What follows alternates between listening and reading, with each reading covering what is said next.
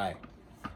I forgot to film a process video for this, so instead I'm going to be explaining the lore of the photo to you with my brother. So this is my collage. As you can see, I took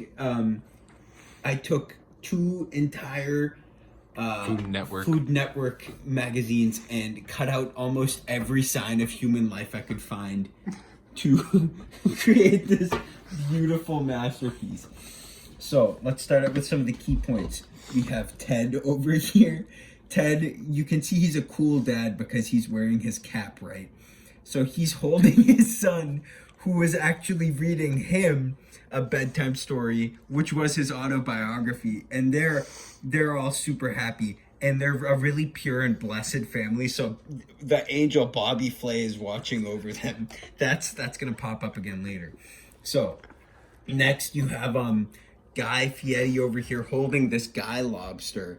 So Guy actually little quieter. Guy doesn't have a wife. He actually reproduces asexually. So he had these little two guys, but then his mitosis messed up and he accidentally had a lobster child.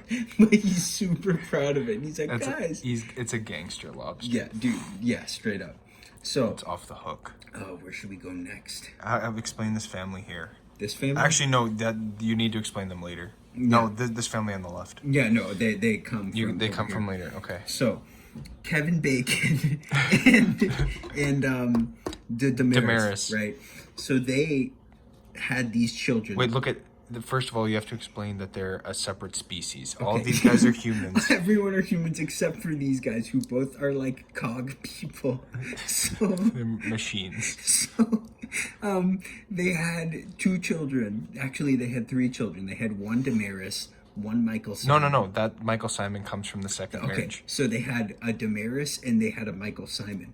But what Kevin Bacon found out that she cheated on Kevin Bacon because that Michael Simon child came out as a meat grinder instead of a cogged person. So they got a divorce. Yeah, so Damaris is stuck with her child and meat grinder Michael Simon. But the meat grinder father left because of the drama. So now we come up here to Kevin Bacon. Kevin Who's Bacon remarried into a second marriage. Yes. So cog person Kevin Bacon has married Elton Brown, who's just ripping a sick kickflip. But so in this marriage, they have a Michael Simon here, but they also adopt Ina Garten's septuplets. And so he's holding up this sign saying, like, you asked. So he's saying, you asked for this, Damaris, by cheating on Kevin Bacon. Who's such a good guy. Who is just, look at that face. How can you, he's just like, man, I'm just trying to make it through. So he's holding up the sign. He's just being a real prick about it. Like, you asked for this. But also at the same time, the kickflip that he's doing is so sick that this family over here opened a portal from another dimension to come look at it and be like, whoa, dude, this is a sick kickflip. And the reason that there's 7 Inas and 1 Michael Simon and why Kevin Bacon looks kind of sad is because Alton Brown's superior knowledge of the science of food has all of these 7 Ina Gardens happy. But the child that came from the Kevin Bacon marriage, he only cooks bacon. And since Michael Simon is just, he loves bacon. Everybody knows this. He's a pork guy. So he likes Kevin Bacon's food since all Kevin Bacon cooks is bacon. But the rest of the Ina Gardens have a greater appreciation for the variety that exists in the food, in the culinary world. So they're appreciative of their father, Alton Brown's superior knowledge of the science of food. But Kevin Bacon, trying to be a good mother for the family, tries so hard every day to continue to make food, but all he knows how to make is bacon. So while they all love and appreciate him, Michael Simon is the only one who truly enjoys his food. So let's go down to this family down here. So, Aaron Sanchez and Amanda Freitag, right? So, Aaron Sanchez had his face burned off in a cooking accident, and he needed a skin graft. So, Amanda Freitag gave Chef Aaron Sanchez her face, but she ended up just really liking how her face meat look, so she kept that look.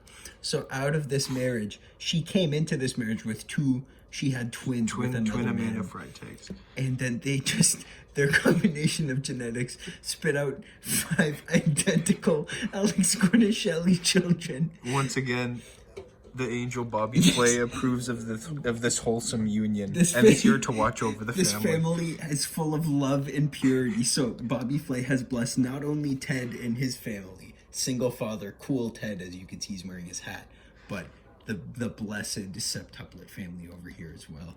Let's move over to Mr. Clean. Okay, so Mr. Clean, as you can notice, he has incredibly nice teeth. So basically what's going on here is every single day, all he does is rinse with Listerine, but he just continues to swallow the Listerine instead of spitting it out. So he has this crippling Listerine addiction, which he goes to his counselor, Chef Mark Murphy for. But because there was like a devil who tricked him into this lifestyle, he cursed him with 6 perfectly white and identical Trisha Yearwood children, which mirror the perfection of his teeth. So he's trying to fight back his demons and his Listerine addiction, but his blessing and just loving children, though a light in his life, are a constant reminder of his failures. So let's bring it over. Let's just point out this is the sun. how kids put the sun in the corner of their pictures all the time. So she shines a light on the culinary universe below. Okay, so let's go to Rhea over here. The pioneer woman. The pioneer woman is a single mother with 2 identical children, and an Asian aunt who is holding an apple. Let's go to Jeff. Can you explain her symbolism here with her single foot? Oh, because she's a pioneer woman, she's a trailblazer and blazed a path through the West as a pioneer, and that single foot is symbolic of all the culinary victories she claimed. She put her foot down over the enemies, and that's a symbolic gesture. Yes. So let's go to the Jeffreys. So this is Jeff and this is Jeffrey. They both came into their marriage with their own kids. Jeff with his triplets, Jeffs, and Jeffrey with his quintuplets. And they're placed as a double helix to symbolize their integration. Their integration. I feel like they would also be a Bobby Flay blessed family. However, we only have 2 Bobby Flays. 2 Bobby Flays. That one and that one. So, now we get on to this trifecta. So this is the hardest one. Yes. Okay. So Chef, is it Mike? No, it's Curtis Stone. Curtis Stone. So Curtis Stone, Giada, and Sonny have this polygamous relationship. So Curtis and Sonny have their child, right? So he's over here enjoying the sun. He's also kind of like, whoa, Alton, that's a sick kickflip. He's like, whoa. So then Giada and Sonny are in, this is a whole love triangle. So Giada and Sonny are in a relationship where they wanted to have children. So Giada was artificially inseminated, but by some sort of stroke of luck, the sperm donor. Yeah, the sperm donor was Sonny's brother. So their children are still a mix of their genetics, which explains why they are all. Yes, they look all, so then we come over here to Giada and Curtis. They have one identical Curtis Giada child. They have one identical Curtis child, and then they have Richard Blaze, who is he's just there. I don't know how their genetics mix to make Richard Blaze, but and then you have Wendy. See, Wendy, she opens a fast food restaurant chain, not called Wendy's. It's a common misconception. It's actually called Wendy S for Wendy Stone. See, since her father Curtis is known for making healthy food and healthy choices, she always felt as the outcast, and she loved hamburgers and stuff, but she still wanted to be a success like her father, so she went out and started her own restaurant called Wendy S. But she's still not accepted by Curtis, and this desire to be accepted by her father is expressed subconsciously through her constant rolling out of healthy menu options, salads and stuff, to please him, but he will never be pleased because of the non-artisan style of her food chain. It's so mass-produced, and he feels like that will forever be inauthentic. She also has repressed desires for her mother, signified by her collar spelling mom. Sorry, I just peeled back Amanda's face.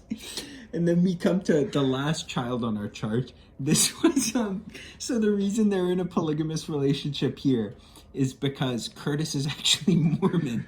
So Curtis instilled all of his knowledge of Mormonism into this child, who the Mormonism knowledge was actually so great that it filled up his entire head. So it's just amorphously large.